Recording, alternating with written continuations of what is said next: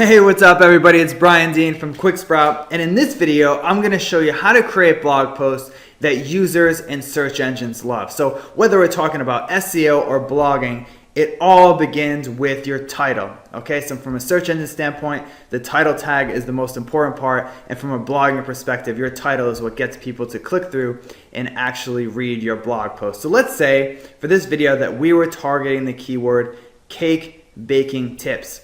Now from an SEO standpoint, you obviously want this keyword to appear in the title and somewhere early on in the title. And from a blogging perspective, you need to make sure that the words surrounding your keyword are enticing enough for people to click through.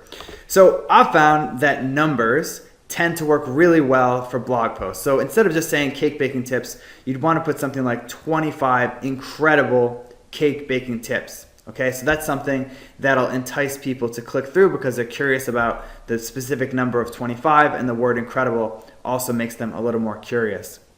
Next, we'll talk about the URL. So you definitely want your keyword to appear in the URL. That's important for SEO. But also from an SEO and from a user experience standpoint, you want to have a very short URL. So I recommend putting just your target keyword in the URL. So to do that in WordPress, just click on Edit and then include your keyword, which in our case is cake baking tips, just like that. So that's important for SEO because Google wants to see that your keyword appears in the URL. But it's also important for user experience because when people share this URL on social media, if it's too long, they won't be able to share it on Twitter because it'll go over the character count. So let's say they want to send out a tweet about your content. This is a nice brief URL, but if it was the entire title, especially if you use longer titles, sometimes they won't get to write anything like cool post, and they might not even share it because of that. So it's important to make sure your URLs are as brief as possible. So once you have your title and your URL set up, your next step is to make your actual blog post, which starts off with the most important part, the first sentence. So when people have clicked through, they've seen your URL, their next step is to read the first sentence. And if your first sentence isn't enticing, they're not going to read the rest of your blog post. So you need to make sure that this first sentence really engages people and grabs their attention and tells them that they're going to basically get what your headline promised.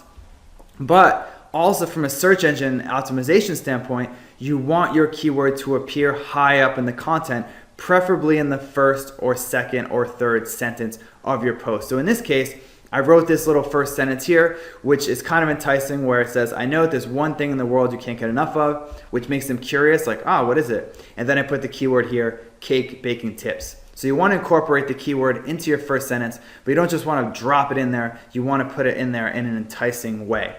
So once you have your first sentence and maybe your second sentence or first paragraph, your next step is to set up your subheaders, okay? And subheaders are really important for user experience because it makes your post much easier to read. And it's also important from a search engine standpoint because that helps tell Google what your article is thematically about. So I put 3 example subheaders here, but obviously in paragraph format, they're not really subheaders, both from search engine standpoint and from user experience standpoint. So to make them subheaders, you want to make each one an H2 or an H3 tag. Okay, so to do that, just highlight the text that you want to be as a subheader, click here, and choose either H2 or H3. Okay, H2 is slightly better from an SEO standpoint, but if it looks better to have an H3 tag on your site, then go with an H3. And just repeat that for all the subheaders in your article.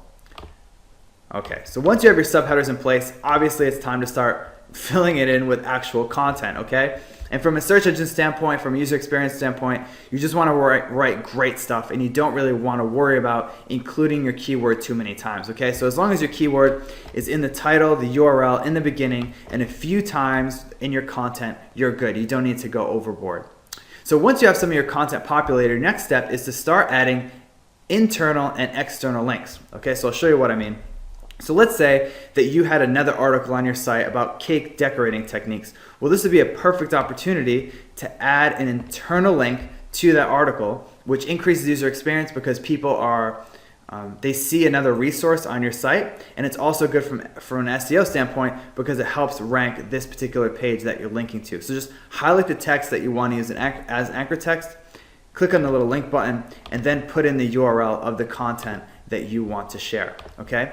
Now for external links, you obviously need to do a little research, okay? So let's say that you wanted to add information about dry measuring cup, but you didn't have anything on your site about that, or there was another resource on the web that was just so good that you want to link to it and share it with your users. Well, all I like to do is search for that particular keyword and see what comes up. And in this case, Wikipedia has a nice little article about measuring cups, which includes information about dry measuring cups. So you just go to your article, highlight dry measuring cup, click on the link button, and add the URL, okay, and put add link.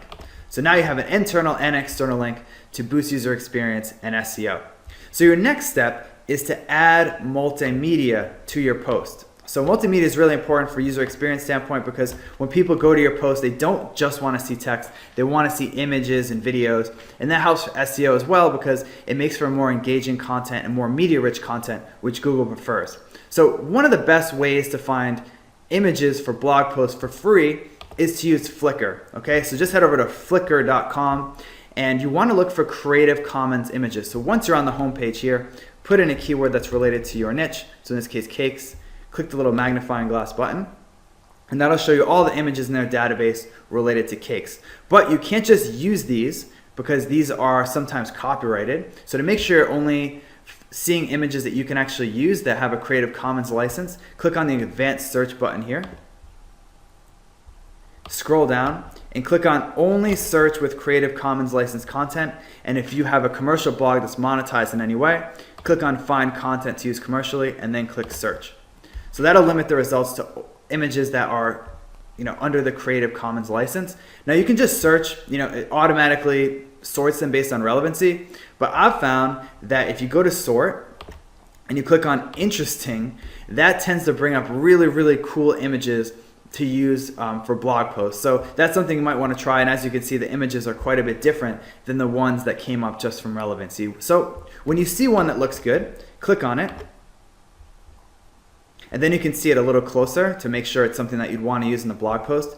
Then right click on it, and then choose a size that works best for your blog post. I prefer medium 500 because that tends to actually be quite large, so click on that. So once you see it and you're ready to download it, click on the download the whatever size you chose of this photo, and then it'll obviously automatically have this really ugly file that you don't want to choose for yours. So under save file, click OK, and that'll give you an option to change the file name, so you put something like pink cake, okay, and click save. So once that's saved, you want to go back to your blog post and insert it as media, and to do that, click on add media, upload files, select files, and then find the file that you just downloaded and click on open. And then you want to put under the title, which will automatically populate with the file name, under the alt text, put pink cake, okay, or whatever it is, and then click insert into post. And you will have a nice image in your post to accompany the text, and you can resize it and do whatever to make it look good. From a search engine standpoint, it doesn't really matter where the image is, so this is where you really want to focus on user experience.